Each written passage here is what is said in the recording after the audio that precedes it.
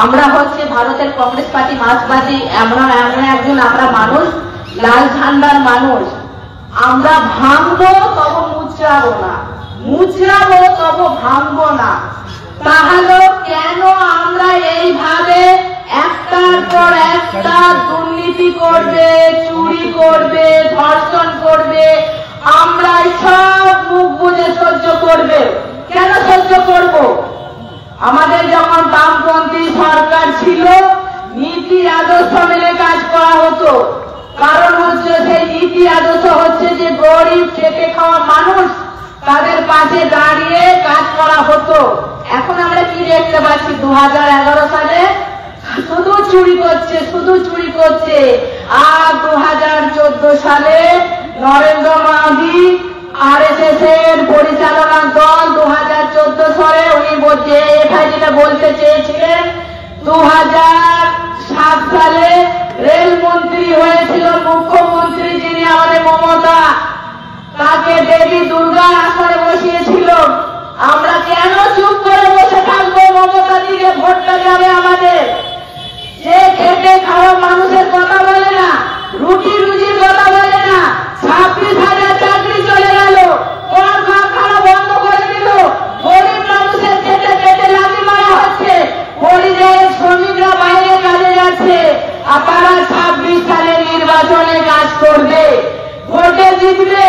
কোন এমএলএ এই মুর্শিদাবাদে, কোন এমএলএ আমার কথা বলতে বাধ্য হয়েছে? সে টাকা চাইছে 35 লক্ষ না 30 লক্ষ টাকা চাইছে, তাকে দিতে হবে। নিত্য নিজের চাল চুরি করে বিক্রি করে তাকে টাকা দিতে হবে।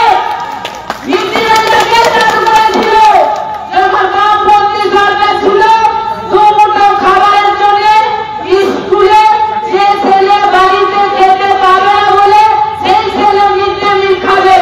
আর 2011 সালে চোরের দলটা এসে মিড ডে মিলের টাকা বন্ধ করে টাকা দিতে হবে। উনি এমএলএ ভোট দিতে হবে, উনি ভোটে জিতাতে হবে আমাদেরকে। কোন এত দিনের প্রতি 3 মাস বৃষ্টি হয়েছে, 3 মাস বৃষ্টি হয়েছে, মানুষের কি অসহায়?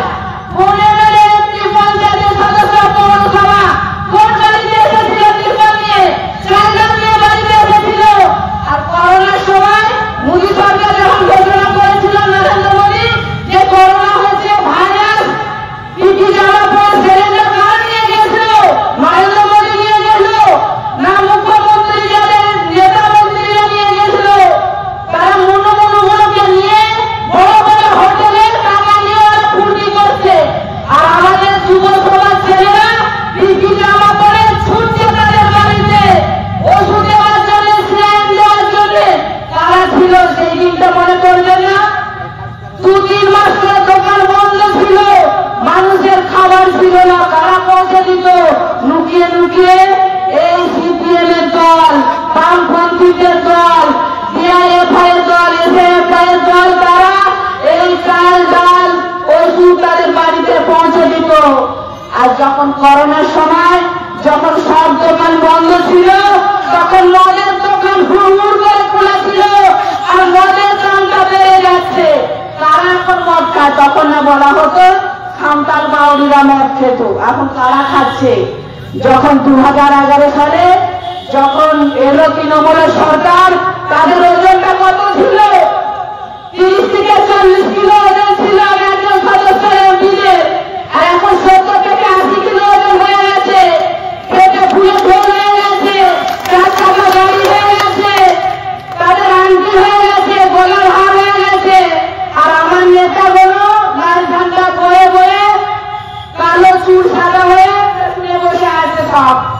আর পাতলুম পরে সাইকেলে ক্যাশ কুচ করে তার বাড়ি এর বাড়ি ঝান্ডা নিয়ে ঘুরতো।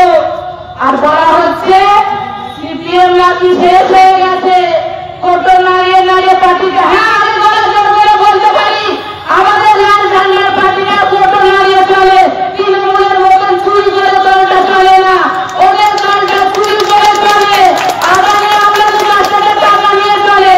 কিন্তু আমার ভাই বোনেরা, আমার এই বুকের ঝান্ডা লালটা, শ্রমিকের কৃষকের ঝান্ডাটা কাঁধে নিয়ে বাবু চললো, বাবু দাও আমার সভ্য 10 টাকা 5 টাকা, তাতেই আমার নেতারা খুশি হয়ে চলে আসে। এইটাই হচ্ছে আমাদের সততার প্রতীক। আর উনি মুখ্যমন্ত্রী বলছে সততার প্রতীক। সততার প্রতীক কিসের সততার প্রতীক? যে মেয়েদের নিরাপত্তা নেই, 6 বছর থেকে 7 বছরে ধর্ষিত হয়ে গেছে, তামান্নার মা এখনো সেই জেলখানায় ধর্নায় বসে কাঁদছে, তাদের জন্য জেলখানা কোন রকমের কাজকর্ম চলছে না। আর আমাদের নেতা যদি একটা খালি যদি কিছু বলে, সিভিক পুলিশ এসে বলে তোমাকে বড় বাবু দেখা করতে বলেছে। আর আমি যদি বলি এই মাস্টার মশাই আত্মহত্যা করেছে, কেন করেছে, একটা বাড়িতে যেতে হবে, তখন পরে দেখা যাবে, পরে দেখা যাবে।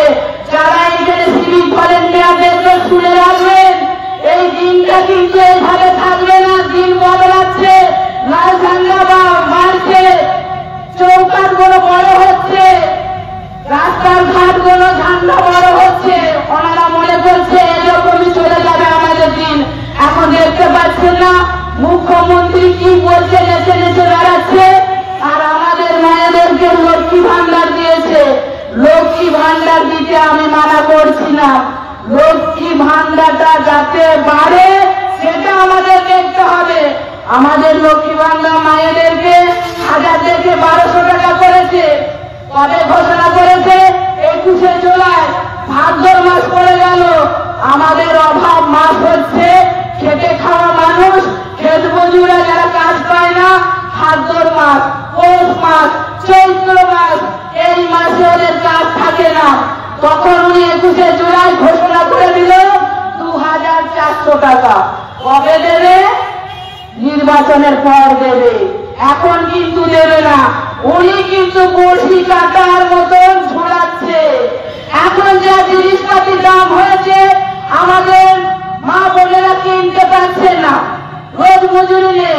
বাইরে পরিযায়ী শ্রমিকদের 5000 টাকা ঘোষণা হয়ে গেল, 5000 টাকা। আর যারা পরিযায়ী শ্রমিকরা কাজ করছে 30 থেকে 40,000 টাকা কাজ করছে। দিদিমণিকে বলছে, দিদিমণি 5000 টাকা ঘুরিয়ে আপনাকে দেবো, আপনি বলেছেন নির্বাচনে কাজ করবেন, ওই টাকা আপনার কাজে লাগবে, আমাদের লাগবে না। আর লক্ষ্মী ভান্ডার মানে হচ্ছে আমাদের স্বামীদেরকে বাইরে পাঠিয়ে তাদের 1200 করে মাইনে দিচ্ছে লক্ষ্মী ভান্ডার। যে লক্ষ্মীরা শান্তিভাবে থাকতে পারে না, যে লক্ষ্মীরা ধর্ষিত হয়ে যাচ্ছে। আর দিদিমণি বলছে আমার লক্ষ্মী ভান্ডারের মারা হাসছে। আর লক্ষ্মীরা দিদিমণিকে জুতো পিটা করার জন্য জুতোটা দেখাচ্ছে। তাতেও লজ্জা নেই, লজ্জা নেই, লজ্জা হওয়া উচিত ছিল। এখন দিন না, এখন তো খেতে পাচ্ছে না। এখন তো খেতে খাওয়া মানুষ, রোজ নেই, কাজ নেই, মেশিনে এসে ধান কেটে চলে যাবে। আলু বসিয়ে রোজ বাইরে আলু যাচ্ছে না, আলু বিক্রি নেই। এখন 2400 টাকা করে দিক, দেবে না।